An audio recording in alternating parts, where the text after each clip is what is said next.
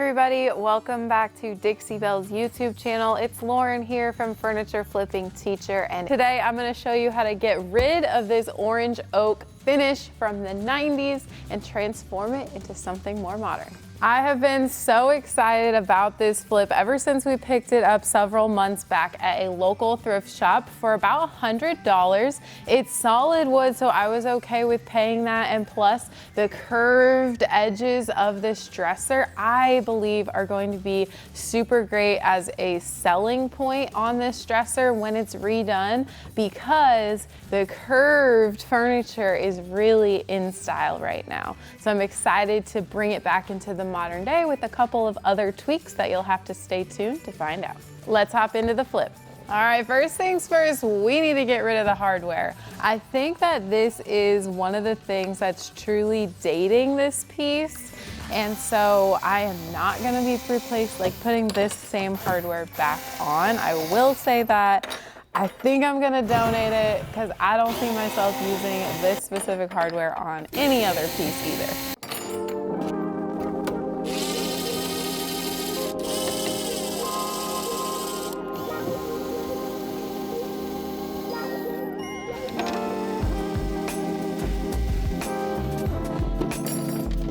Found a secret compartment right here. Oh, there's nothing in there. Dang it, that's pretty cool though. It doesn't even look like it's there. And then it's there. But I wouldn't have even known unless it was open. I would have been like, what? Cool. All right, hardware is off. As you can see, we need a really good clean.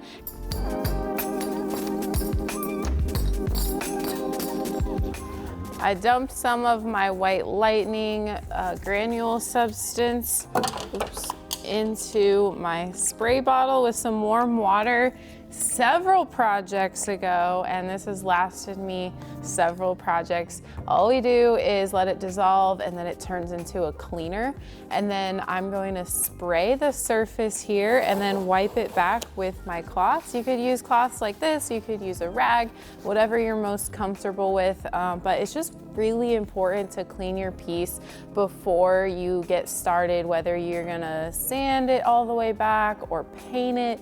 We need to get those oils out of it because we don't want to grind that down into the surface with the sander. All right, I'm taking out all the drawers now, and then I am just labeling them so that I know exactly where they go back into place. Some of them are obvious, but a couple of them look really, really similar, but it's important to put them back in the right spot so that I know they fit right.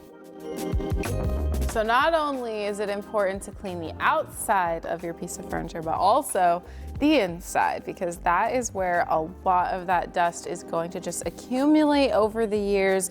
Nobody pulls out their drawers and cleans behind there, except for the person who is refinishing it. And if you haven't been doing that and you're flipping furniture, make sure that you start doing that. That way you know inside and out your piece is polished.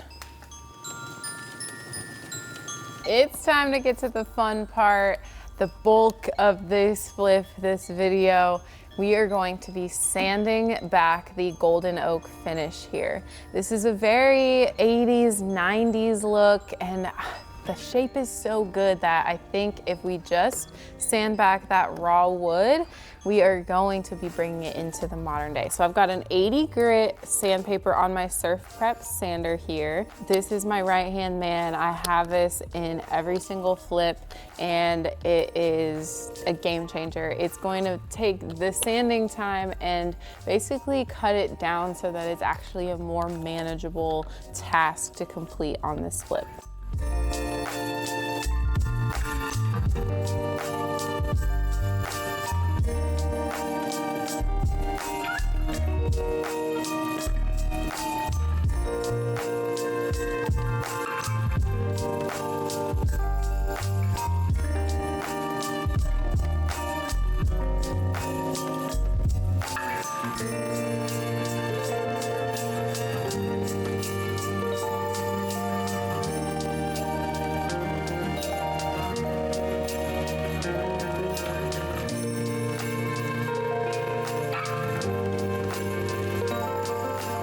I've been sanding for about 4.5 hours so far, and all I've got left are the drawer fronts. So we're on the home stretch for sure.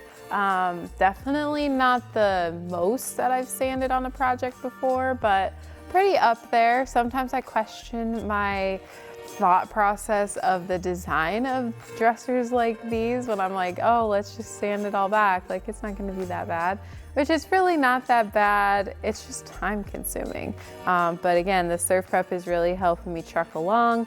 I've used, probably 12 to 15 different sanding pads, but we are so close to being all finished. And one lucky thing is that the finish on this is like pretty easy to come off. It's not being stubborn. The only part that was really stubborn was like the actual top of this. I'm not really sure why. I think because it was more of like that veneer instead of just like solid wood like the rest of the dresser is. It's a little bit more time consuming when the veneer is stubborn, but so worth it. Now that all the sanding is finally done, which really only took me about 1 more hour for for all the drawers. So about 5.5 hours of sanding, and I'm gonna go ahead and wipe back all of the dust on the piece so that we can move to the next step. All right, it is time to mix up our paint wash. A lot of the times when you are sanding back the finish of things like golden oak or really any type of wood finish, you're going to be left with a little bit of a yellow tint to your wood. Could be a green tint, could be a red tint. In this case, it is kind of a more yellow tone.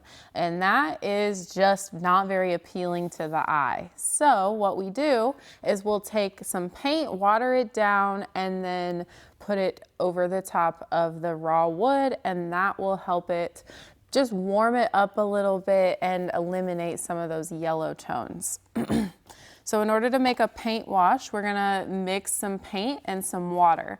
It really depends on the type of look you're going for, like how much ratio you want to put into your container. If you want a more transparent look, then you will add less paint and more water. If you want a more a look that you can't see as much of the wood grain, then you'll want more paint and less water. If you kind of are in the middle, then you'll want about 50-50. You can always add more. You can't really take it away. So keep that in mind when you're doing this technique. I think that I want kind of somewhere right down the middle. I still really want that wood grain to pop through, but I also don't want it to be too light and I don't want it to be too dark. I'm gonna be using Dixie Belle's putty and Dixie Belle's burlap chalk paints, and I'm just gonna be mixing them. I wanna make my own custom mix color. The putty has like some green undertones and is a little darker, whereas the burlap is more of like a tan color. And so I'm gonna mix them together with some water, and we're gonna kind of create our own paint wash color. I'm gonna mix the paint first. So we've got a little bit of a lighter putty and darker burlap here now, which I love the look of. My paint is about 3 years old here. It's still perfectly fine to use, but every once in a while it might come across a little chunk, but just grab that out. It's just from dried paint over the years. Again, I've used these for so long. I typically use these colors for paint washes like this. So with a 32-ounce jar, I'm not gonna be using it up that quickly, but it's okay. It has a long enough shelf life. It's just that it needs to be mixed together really well, which I did before. Now I am going to pour in my water. So we got about 50% paint and about 50% water, and it's really going to dilute that paint. This is basically acting as like a water-based stain or just a color wash. We'll mix everything up here. All right, now paint washing can be a little bit messy because you're gonna be wiping back the excess. So I like to use gloves, and then I've got my Dixie Belle mini brush, and then we will have some lint-free cloths so that we can wipe back that excess paint. So let's go ahead and move over to the body of the dresser and get started. So we're gonna do this in sections, and I've got my mister bottle, which is gonna prep the surface in order to take the paint wash better. So I'm just gonna mist it across the whole top here. Next, we're going to take the paint wash with my brush and just apply it to this whole area that I have misted. And we'll take the lint-free cloth here. You can decide how long you want it to stay on there, and that'll kind of determine how much the wood soaks up the paint wash. So I let it sit on there for just probably 30 seconds here. I'm gonna actually get this little portion here as well. And then I'm gonna take my cloth and wipe it back.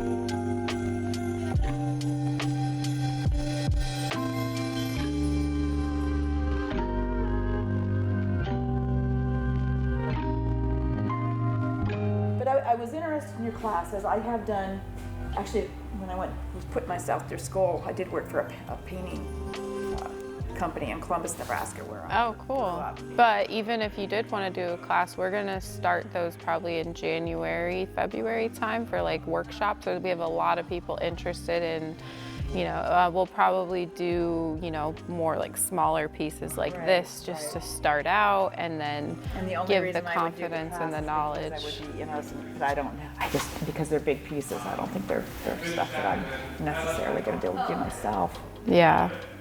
In my garage, I guess if I want to put up a lot of plastic. I don't know. Okay. And you probably don't, price list wise, you're still to have somebody bring something in? Yeah, if you're interested, I would basically need to know like the full scope of the project. Like, are you just wanting the table and the chairs for now, or the hutch too? Kind of nailing down like a color and things like that. It's time for the top coat. I think that the paint wash really did a number on the finish here. It is so much less yellow, and it's kind of going for like that Pottery Barn Restoration Hardware vibe in the tone that I was kind of going for. And then once we get the hardware on, it's all gonna come together. I've kind of been testing it out a little bit off camera so that I could just make sure I'm headed in the right direction, and I am, but we've got one more step before we can apply the hardware and kind of get everything back together, and that is to apply the top coat. I really love the Clear Coat Satin by Dixie Belle. It is honestly the go-to top coat for me. I love how the finish is. It's like not too shiny, not too flat, gives you plenty of protection, and is so easy to apply. And on top of all of that, it doesn't yellow over time. So that is a huge plus. I'm gonna start with the doors, and we're just kind of gonna work our way around to each other drawer and then the base. I'm gonna use my mini brush, and then I've also got my blue sponge on hand. Sometimes this can make it easier, especially with like larger flat spaces.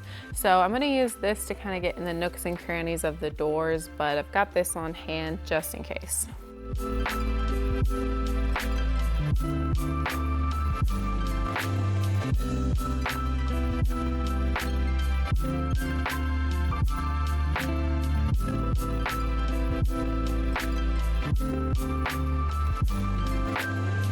This baby is top coated, and since the drawers were top coated first, I can go ahead and start assembling. My favorite part, the finishing touches. And for this flip, I got some really cool hardware, and I think it's really gonna pull it all together. The hardware is going to be black, looks like this, and it is actually adjustable hardware. So these hardware holes were 4 3/4 inches, which is apparently a very rare size. So I decided to go with the adjustable hardware instead. So I'm gonna learn how to do this right now, but this is my first time trying something like these. So I'll let you know how I like it. Looks like it comes with some bolts and some wing nuts and some washers and some regular nuts, and it does come with some instructions, which is good. Okay, so to install this hardware, now that I've got one done, I know how to do it. You're gonna have the piece of hardware, which actually does come in a smaller size as well. If you've got smaller holes, there's a 4-inch one. Then you'll open up your package here. Then you'll pick out which bolt fits your drawer. So I tried the smaller ones and they're a little too short. They don't give me enough to grip onto. So I'm gonna go with the longer ones, and it's gonna be a little opposite of what you're used to doing. You're gonna put them in from the outside, like so. And then you've got some washers, you've got a wing nut, and you've got some nuts. You're gonna take the washers and the nuts and put them onto the insides here. You're not gonna tighten them fully yet.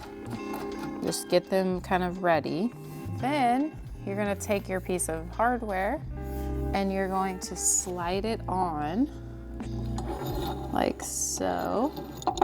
And then you're gonna make sure it's in the middle by measuring. So mine is a 9-inch piece, that way. And then I'm gonna take my wing nut from the inside and tighten that nut. And that will keep the piece of hardware in place. This is a great solution for the odd sized hardware. So now it's in place, it won't move. The last thing that is a good idea, if you have it, and if you don't, I'll link this down below. This is a great tool to have if you're, doing a lot of new hardware. Sometimes the screw is a little too long, and so I like to trim them. And so I just use this tool to go ahead and trim them back in here, so that way the bolt isn't sticking out too far into the drawer to kind of get caught on something. I will say you have to have some muscles. It is not the easiest task. You gotta really grip it, and so you're cutting through nails or through metal. So we're cutting about that much off. So now it's a lot less sticking out in the inside. And there you have it.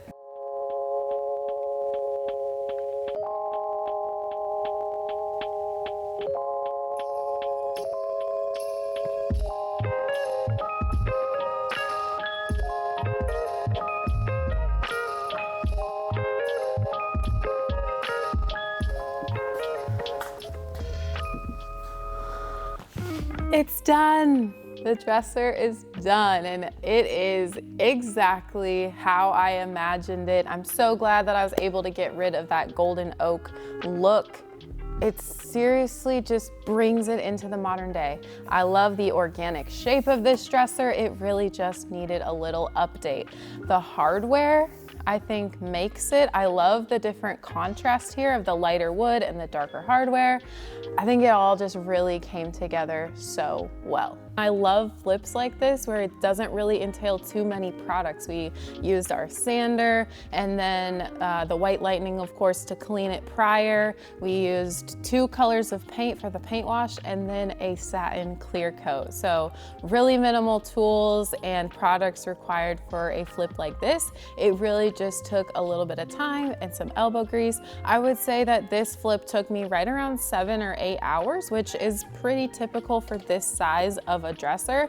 So keep that in mind when you're flipping. I am thinking about listing this at about $595. It's solid wood. It's really in style right now. I'm going to list it on Facebook Marketplace. It's going to be on the floor here on display at our store, and then it's also going to be on our website. So if you're interested in something like this, we are offering nationwide shipping now. So check out our website. Everything will be linked down below in the description. Just want to thank you guys so much for watching, and definitely get subscribed down below to Dixie Belle's channel, but also be sure to head over to our channel, which is Furniture Flipping Teacher. We would love for you to subscribe over there. We'll see you guys on the next one. Thanks so much for watching, and I'll see you on the flip side.